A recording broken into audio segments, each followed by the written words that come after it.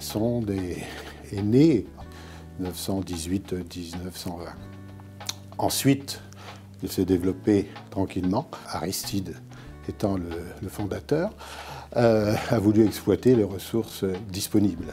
Les haricots, les petites fèves, la pomme, donc le jus de pomme, également le maïs. À cette époque-là, il y a eu le désir de se développer, de conquérir des marchés. Donc l'envol s'est fait beaucoup plus par ce qu'on appelle les marques privées, c'est-à-dire que les marques maison des grands distributeurs comme Stonberg, comme Dominion, qui ont donné et exigé une certaine rigueur de leurs fournisseurs, ce qui les a motivés à améliorer leurs produits et petit à petit à industrialiser l'ensemble.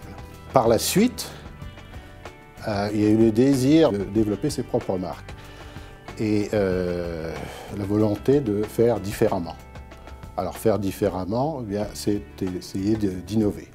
Alors l'innovation s'est fait par d'abord travail sur la qualité, l'amélioration des rendements, l'amélioration industrielle, et puis également une tentative de politique de marque pour essayer de vraiment connaître et de développer le produit. En faisant des transferts technologiques et en faisant l'acquisition de nouvelles technologies, on a réussi à se différencier avec des contenants en carton, avec des emballages en plastique qui remplaçaient des emballages verts, etc., etc. Ce qui nous a amené dans une autre dimension qui est celle du contrôle de notre marque. Ceci nous amène donc au début des années 80. Alors pourquoi nous nous sommes implantés à l'international? Pourquoi nous avons investi à l'international?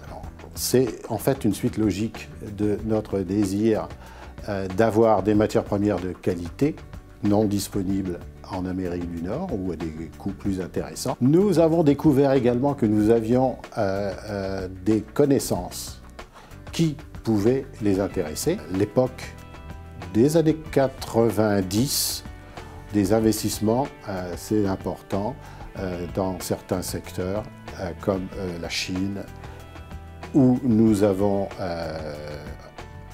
implanté notre marque, qui existe toujours, même si nous nous sommes retirés du point de vue industriel, et où nous avons eu des années tout à fait intéressantes avant les années 2000.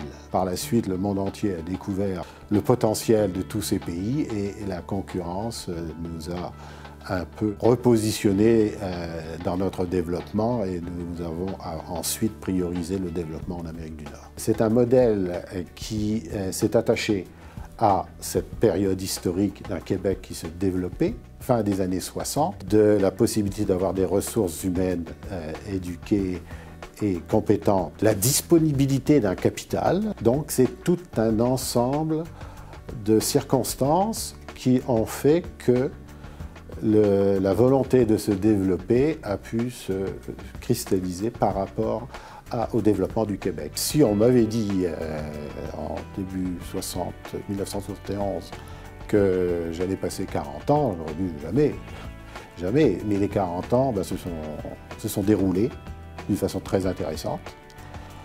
Événement après événement après événement. En fait, on a été assez passionnés, comme beaucoup de mes collègues, beaucoup passionnés par toute cette aventure. Et puis les années passent.